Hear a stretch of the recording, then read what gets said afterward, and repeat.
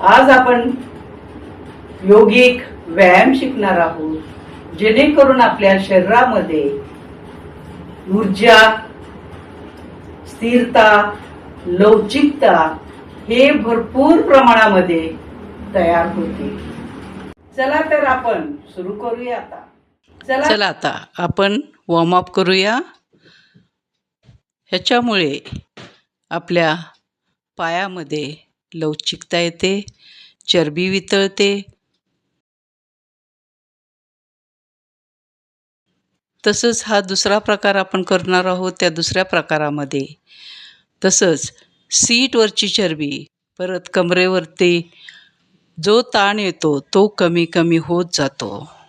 तिसरा प्रकार आपण करणार आहोत तो क्रॉस क्रंचिंग ह्याला म्हणतात. आणि ह्या क्रॉस क्रंचिंगमुळे आपल्याला पायाची लवचिकता वाढवू शकते.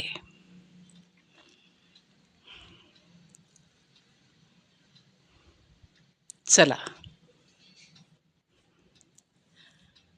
आता आपण पायातलं अंतर वाढवतोय, एक एक पाय वरती घेतोय, जेणेकरून सीट आणि कंबर आणि पाय ह्याच्यामध्ये बराच त्रास असेल तर तो त्रास नाहीसा होतो.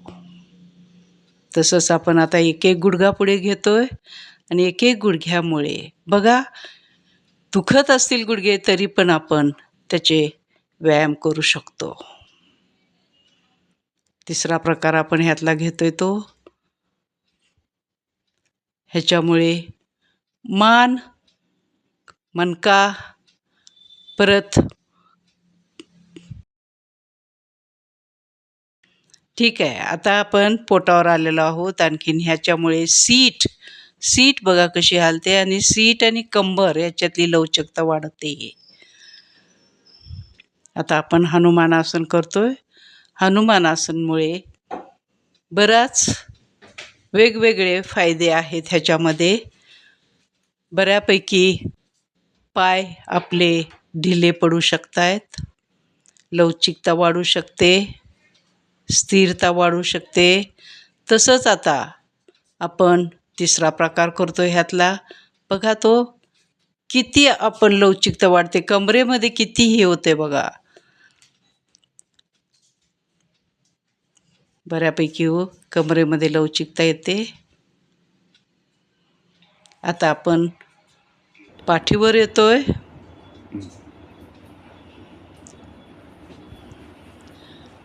इथे आपण भद्रासनात पाय आहेत आपले, हळूच पाय उचलायचे आहेत. बघा ताण कसा येतो, तो मांड्यांमध्ये पिंढऱ्यांमध्ये ताण येतो. त्यामुळे आपल्या ज्या शिरात आखूड झालेल्या आहेत किंवा शिरा चेपल्या गेलेल्या आहेत त्यासुद्धा रिकाम्या होतात. परत उचला, असंच जास्त उचलायचं नाही, प्रमाणातच उचलायला पाहिजे. कमरेवर सुद्धा ह्याचा ताण येतो बघा. हळूच खाली घ्यायचं आहे, परत श्वास घेत आपण वरती घेतोय. आता फक्त टाचेवरती आपले पाय असतील आणि आपण सीट वर खाली करतोय, पण सीट खाली टेकवायची नाही. बघा कशी किती छान होतंय ते. कमरेला म्हणा, मणक्यापर्यंत, परत मानेपर्यंत ह्याचा परिणाम चांगला होतो. आता दोन्ही हात दोन्ही पायाच्या मधून पुढे जातील. तसंच आपण आता कंबर पाठ उचलणार आहोत.